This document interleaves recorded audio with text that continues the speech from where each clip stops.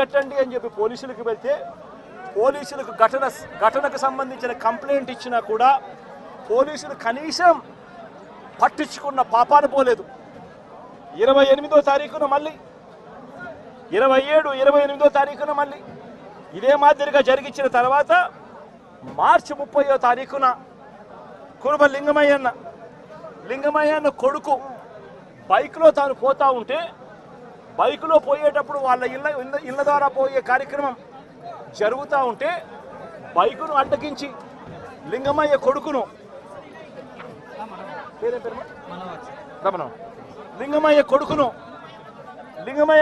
Attack చేస్తారు. Attack చేస్తే లింగమయ్య కొడుకు మనోహర్ అటాక్ చేస్తే ఫోన్లో నాన్న నన్ను కొడతా ఉన్నారు, నన్ను అటాక్ చేసినారు, నన్ను కొడతా ఉన్నారు అని చెప్పి వాళ్ళ నాన్నతో తను మాట్లాడితే నువ్వు ఫోన్ చేసి మళ్ళీ మీ నాయనకి చెప్తావా అని చెప్పి మళ్ళా వీళ్ళింటికి ఇక్కడ నుంచి 20 మంది బేస్బాల్ బ్యాట్ కూడా తీసుకొని పోయి బేస్బాల్ బ్యాటు, కట్టెలు, రాళ్ళు, మచ్చుకొత్తి కూడా తీసుకొని మీద 20 మందితో ఇళ్ళ కాడికి పోయినారు. ఇంటికాడికి పోయి లింగమయ్యను బేస్బాల్ కట్టెతో నెత్తి మీద కొడితే బేస్బాల్ కట్ట విరిగి ఏకంగా ఆ మనిషి చనిపోవడం జరిగింది. నేను అడుగుతా ఉన్నా ఇదే రకమైన పాలనకు సంబంధించి నేను క్వశ్చన్స్ అడుగుతా ఉన్నా. చంద్రబాబు నాయుడు గారిని అడుగుతా ఉన్నా, పోలీసులను అడుగుతా ఉన్నా, అయ్యా మీరు చేసేది న్యాయంగా ఉందా, మీరు చేసేది ధర్మంగా ఉందా అని చెప్పి నేను అడుగుతా ఉన్నా. మీరు చేస్తూ ఉన్న ఈ రాంగ్ ప్రెసిడెంట్ వల్ల రాష్ట్రం ఈరోజు బీహార్ కన్నా నాశనమైన పరిస్థితుల్లో ఈరోజు తయారవుతా ఉంది రాష్ట్రం. ప్రతి చర్య మనం చేసేది డెమోక్రసీలో సిగ్గుతో తలంచుకునే కార్యక్రమానికి మీరంతా కూడా సిగ్గు లేకుండా చేస్తూ ఉన్నారు. ఇదే లింగమైన అడుగుతా ఉన్నా, వీళ్ళల్లో కొట్టిన పోలీసులు కేసులు పెడతా ఉన్నారు. వీళ్ళ దగ్గరికి వచ్చి 20 మంది వీళ్ళని అటాక్ చేస్తే కేసులు పెట్టింది ఎంతమంది మీద? కేవలం 2 మీద మాత్రమే కేసులు పెట్టారు. ఇదే దాంట్లో క్రియాశీలకంగా వ్యవహరించిన రమేష్ నాయుడు మీద ఎందుకు కేసు పెట్టలేదు, మిగిలిన వాళ్ళందరినీ కేసులోకి ఎందుకు తీసుకొని రావడం లేదు అని చెప్పి ఇదే పోలీసులను ఇదే చంద్రబాబు నాయుడు గారిని అడుగుతా ఉన్నా. ఇదే గ్రామంలో ఇదే తెలుగుదేశం పార్టీకి సంబంధించిన ఎమ్మెల్యే బంధువులు వీళ్ళంతా బంధువులను తెలిసినా కూడా రెచ్చగొట్టే కార్యక్రమం సాక్షాత్తు ఈ ఎమ్మెల్యే కొడుకు ఇక్కడికి వచ్చి ఈ గ్రామంలో 27 తారీఖు ఆయనే వచ్చి రెచ్చగొట్టే కార్యక్రమం చేసిపోయినా కూడా ఆయన మీద కూడా కేసు ఎందుకు పెట్టడం లేదు అని అడుగుతా ఉన్నా. వాళ్ళందరినీ కూడా తప్పించే కార్యక్రమం చేస్తూ ఉన్నారు. తూతూ మంత్రంగా 2 మీద మాత్రమే కేసు పెట్టారు. కానీ ఈ హత్యను ప్రోత్సహించిన ఎమ్మెల్యేను కానీ ఎమ్మెల్యే కుమారుడు కానీ వారి మీద మాత్రం ఎటువంటి చర్యలు కూడా తీసుకోలేదు. కంప్లైంట్ చేసినా కూడా 27వ తారీఖున 28వ తారీఖున మా ఇళ్ళ మీద దాడి జరుగుతూ ఉంది, మాకు పోలీస్ ప్రొటెక్షన్ ఇవ్వండి అని చెప్పి కంప్లైంట్ చేసినా కూడా పోలీసులు ఎందుకు పట్టించుకోలేదు అని చెప్పి చంద్రబాబు నాయుడు గారిని అడుగుతా ఉన్నా, పోలీసులను కూడా అడుగుతా ఉన్నా. ఇదే ఎస్ఐ సుధాకర్ అనేవాడు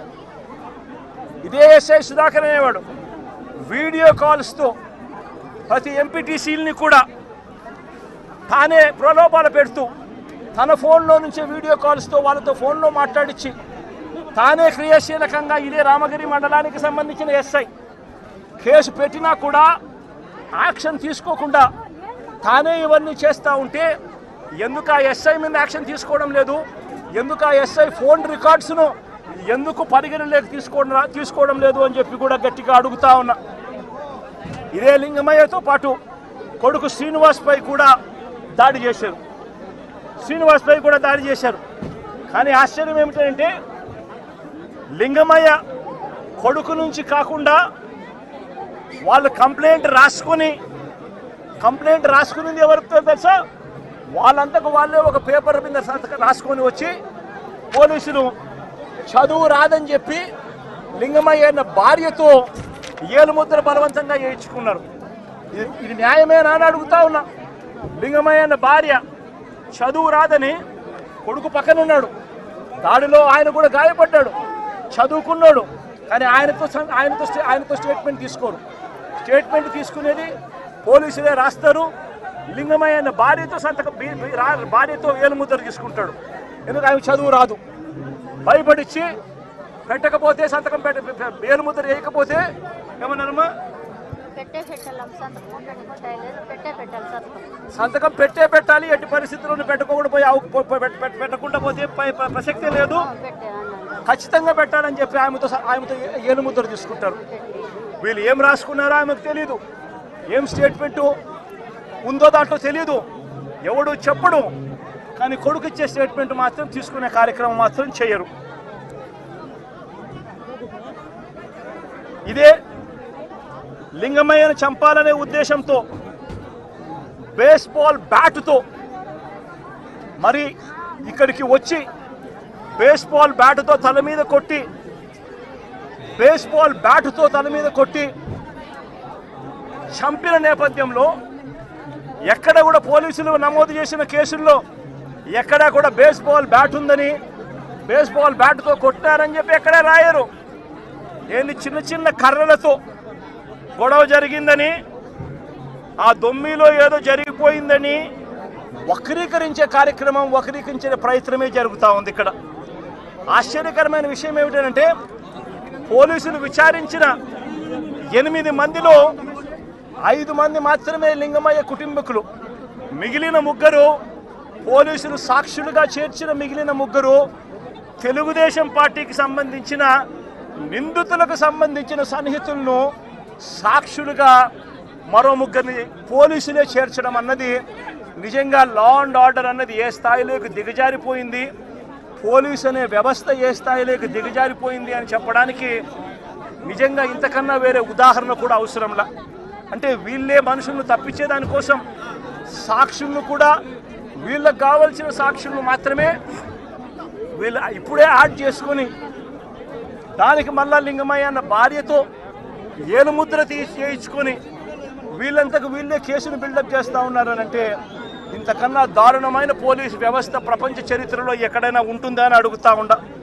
వీళ్ళంతకు వీళ్ళే తప్పుడు సాక్ష్యాలు క్రియేట్ చేసి వీళ్ళంతకు వీళ్ళే కేసును నీరు కార్చే కార్యక్రమం జరుగుతూ ఉంది. నేను ఒకటే చెప్తా ఉన్నా, ఇక్కడ రామగిరిలో జరిగిన విషయమైనా కానీ రాష్ట్ర వ్యాప్తంగా వీళ్ళు చేస్తూ ఉన్న అన్యాయాలు అయితేనేమి, తిరుపతిలో డిప్యూటీ మేయర్ ఉప ఎన్నిక జరిగితే ఏకంగా బస్సులో ఉన్న కార్పొరేటర్లను ఏకంగా పోలీసులు ఆధ్వర్యంలోనే అడ్డగించి ఏకంగా బస్సులో ఉన్న కార్పొరేటర్లు బస్సులో ఉన్న ఎమ్మెల్సీను ఏకంగా పోలీసుల ఆధ్వర్యంలోనే కిడ్నాప్ తీసుకొని పోవడం.